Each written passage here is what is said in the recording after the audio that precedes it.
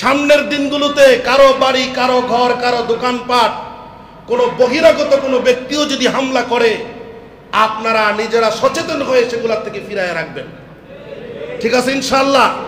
কারো উপরে কোনো জোর জবরদস্তি নাই, জুলুম নাই, অত্যাচার নাই। আমরা জুলুম অত্যাচার থেকে নিজেদেরকে কি করব? ফিরায় রাখবো। রাজি আছি ইনশাআল্লাহ? প্রিয় ভাইয়েরা, রাসূল আকরাম সাল্লাল্লাহু আলাইহি ওয়াসাল্লাম দুনিয়ার মানুষদেরকে বলছেন, দুনিয়ার মানুষেরা, তোমাদের মাঝে যখন বিজয় ফিরে আসবে, বিজয় আসার সাথে সাথে তোমরা বিজয়কে কেমন করে উদযাপন করবা? প্রথম নম্বরে হলো, যেই আল্লাহ তোমাদেরকে বিজয় দিয়েছে, বিজয় দিয়েছেন কে বলেন? আল্লাহ। বিজয় দিয়েছেন আল্লাহ। এই আল্লাহর শুকরিয়া আদায় করো, আল্লাহ পাকের শুকরিয়া আদায় করো। কিভাবে শুকরিয়া আদায় করবা?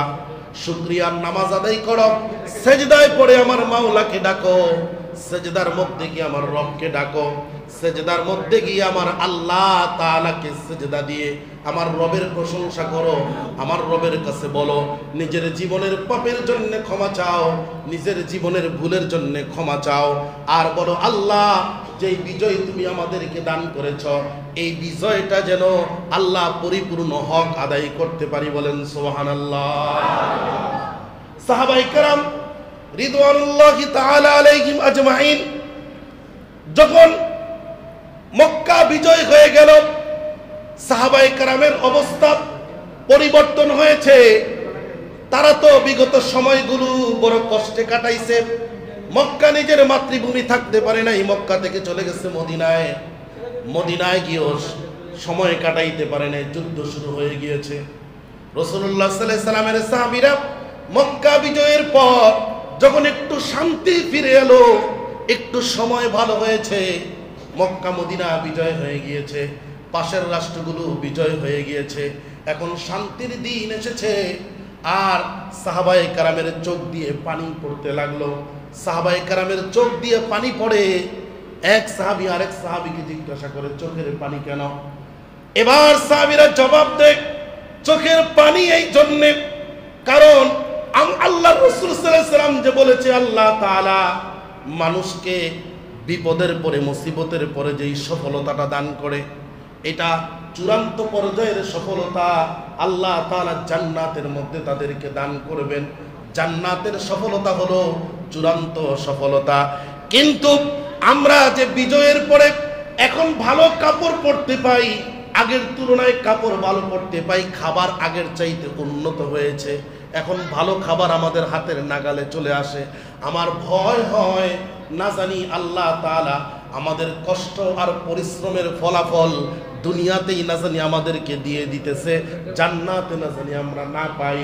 এই ভয়ে কান্না করি, কারণ আমরা তো দুনিয়াতে সুখ শান্তির জন্যে, দুনিয়াতে সফলতার জন্যে, আল্লাহর দ্বীনের জন্যে এত কষ্ট করি না। দ্বীনের জন্য কষ্ট করছে কি দুনিয়ার সুখের জন্যে? আর আমাদের উদ্দেশ্য কি? আমাদের উদ্দেশ্য হলো দুনিয়াতে একটু ভালো চলতে পারি, এরে তারাইছি তো আমার বাড়ি ঘর এবার ভালো হইব, আমরা দুনিয়া কামাই। তো উদ্দেশ্য যদি আমাদের এরকম হয়, তাহলে আমাদের জন্য আবার ব্যর্থতার অপেক্ষা করতে হবে। এজন্য উদ্দেশ্য হতে হবে সঠিক। রাসূল আকরাম সাল্লাল্লাহু আলাইহি ওয়াসাল্লাম বলেন, ইন্নামাল আ'মালু বিন্নিয়াত, আমলের ফলাফল হলো নিয়তের উপরে। আমলের ফলাফল নিয়তের উপরে হবে। বান্দা তুমি যেই কাজ করো, যে আমল করো, এই আমলের ফলাফল তুমি নিয়ত যা করেছো তার উপরে তোমাকে ফল দেয়া হবে, তার উপরে তোমাকে ফলাফল দেয়া হবে। আমলের ফলাফল নিয়তের উপর। এখন তুমি অন্যায়ের বিরুদ্ধে যে লড়াই করছো, এই অন্যায়ের বিরুদ্ধে লড়াইয়ের পেছনে তোমার উদ্দেশ্যটা কি?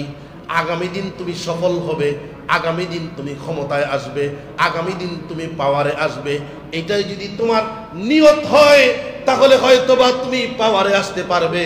কিন্তু আল্লাহ তাআলার পক্ষ থেকে যেই ফয়সালা, জান্নাতের নিয়ামত, সেটার থেকে চিরবঞ্চিত হয়ে যেতে হবে। ঠিক কিনা বলেন? আপনারা যদি কথা বলেন তাহলে তো আমি কথা বলতে পারি না, আর পিছনের মানুষগুলো সব তাকায় রয়েছে।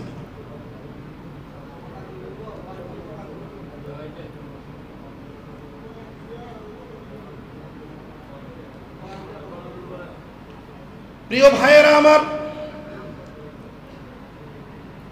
রাসূল আকরাম সাল্লাল্লাহু আলাইহি ওয়াসাল্লামের আদর্শ যদি আমাদের জীবনে করতে পারি তাহলে সফলতা আমাদের মাঝে আসবে।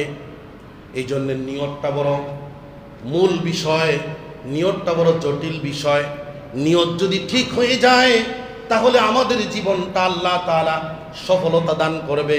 হাদিসের মধ্যে আসছে, আল্লাহ রাসূল সাল্লাল্লাহু আলাইহি ওয়াসাল্লাম বলেন, হাসরের ময়দানে যখন আল্লাহ তাআলা বিচারের কার্যক্রম শুরু করবেন, প্রথম যে বিচারটা হবে, আল্লাহ রাসূল সাল্লাল্লাহু আলাইহি ওয়াসাল্লাম বলেন, প্রথম আল্লাহ তাআলা তিনজন ব্যক্তিকে ডাকবেন। কয়জন ব্যক্তিকে? তিনজন ব্যক্তিকে ডাকবেন। এই বিচার শুরু হবে। বিচার শুরুতে প্রথম নম্বরে আল্লাহ পাক তিনজনকে ডাকবেন। প্রথমে আল্লাহ তাআলা ডাকবেন ওই শহীদকে, আল্লাহ তাআলা ডাকবেন যিনি আল্লাহর রাস্তায় শহীদ হয়েছে, দিন কায়েমের জন্য শহীদ হয়েছে, সত্য প্রতিষ্ঠার জন্য শহীদ হয়েছে। এমন একজন শহীদকে আল্লাহ তাআলা ডাকবেন। আল্লাহ তাআলার ফেরেশতারা যখন ডাকবে তখন সে উপস্থিত হবে। তখন সে বলবে, দুনিয়াতে তুমি আল্লাহর জন্য কি করে এসেছ? সে বলবে, দুনিয়াতে আল্লাহর জন্য আমি কি করে এসেছি এটা আমি কি বলবো, এটা তো সবাই জানে। আমি আমার জীবনটাকে আল্লাহর রাস্তায় ওয়াকফ করে দিয়েছি।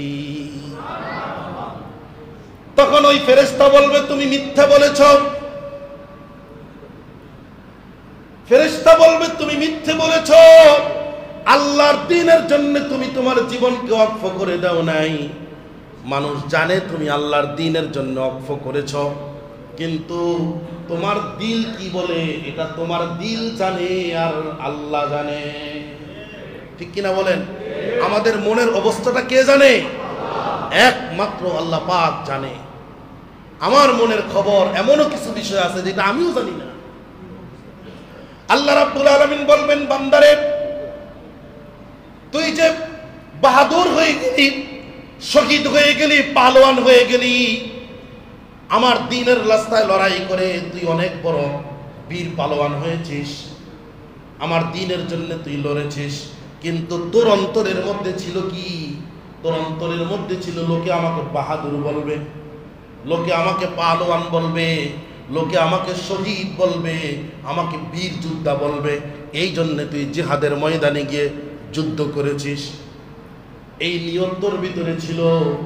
তখন বান্দা স্বীকার করবে, হ্যাঁ আল্লাহ, আমি এটা দিলে দিলে মানতাম, দিনে দিনে এটা লালন করতাম, আমি বীর বাহাদুর হব, পালোয়ান হব, আমি শহীদ হব। এরকম লোকেরা আমাকে কিয়ামত পর্যন্ত মনে রাখবে।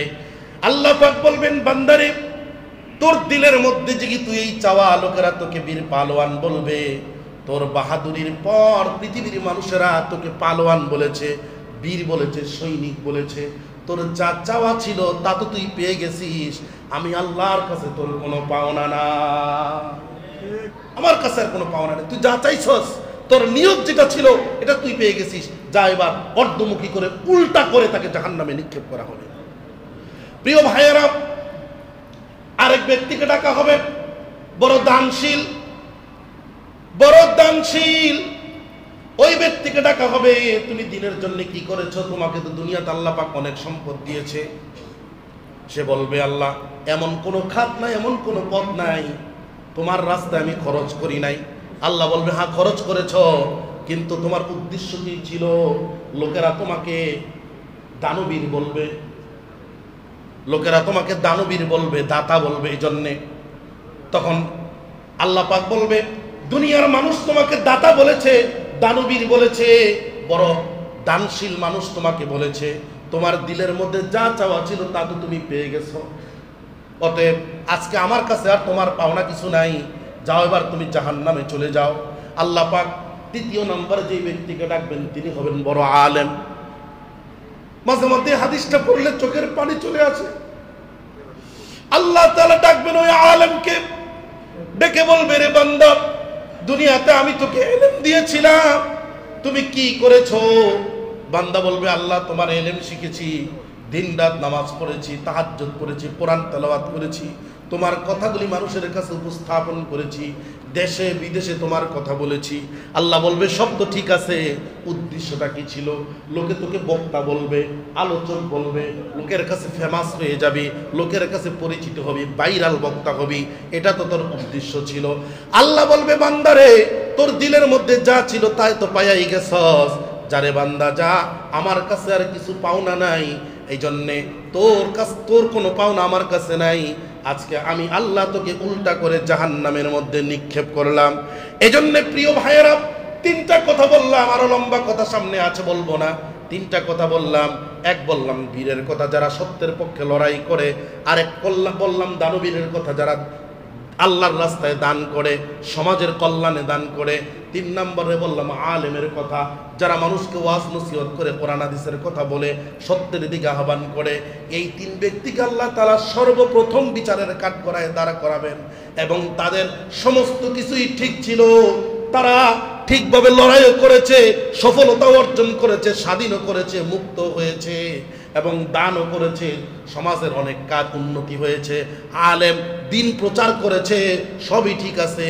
কিন্তু তাদের নিয়তের মধ্যে গলদ ছিল বিদায় আল্লাহ পাক তাদেরকে কোনো পুরস্কার দিবেন না, আল্লাহ তাদেরকে জাহান্নাম দিয়ে দিবেন। এই জন্য আপনাদের প্রতি আমার অনুরোধ, আমরা যা কাজ করব, সমাজ কল্যাণমূলক কাজ করি, রাষ্ট্রের কল্যাণমূলক কাজ করি, সমাজ সেবা করি, যাই করি সব কিছু যেন একমাত্র কার জন্য করি? একমাত্র আল্লাহর জন্য, কোনো মানুষের বাহবা পাওয়ার জন্য নয়। যদি এই নিয়ত থাকে খালেস, তাহলে ওই ব্যক্তি কখনো জুলুম করতে পারবে না। জুলুম তারাই করে যারা উপরে দিয়া মানুষের কাছে ভালো সাজে, ভিতরে দিয়া কাইটা নিয়ে আসে। ঠিক কিনা বলে? এই জন্যে উপরে যা থাকবে ভিতরেও যেন তা থাকে। আমাদের নিয়ত যেন খালেস হয়। আল্লাহ তাআলা যেন আমাদেরকে এই বিজয়, আমাদের আদর্শ দিয়ে, আমাদের সুন্দর ব্যবহার দিয়ে, আমাদের চেষ্টা দিয়ে, আমাদের সততা দিয়ে যেন আমরা ধরে রাখতে পারি। আমরা যেন জালেমের কাতারে না যাই, আমরা যেন কাউকে মুসলিম না মনে করি, আমরা প্রত্যেকেই যেন আল্লাহর গোলাম হয়ে চলতে পারি। আল্লাহ পাক কবুল করেন, বলেন আমিন। ওয়া মা আলাইনা ইল্লাল বালাগ।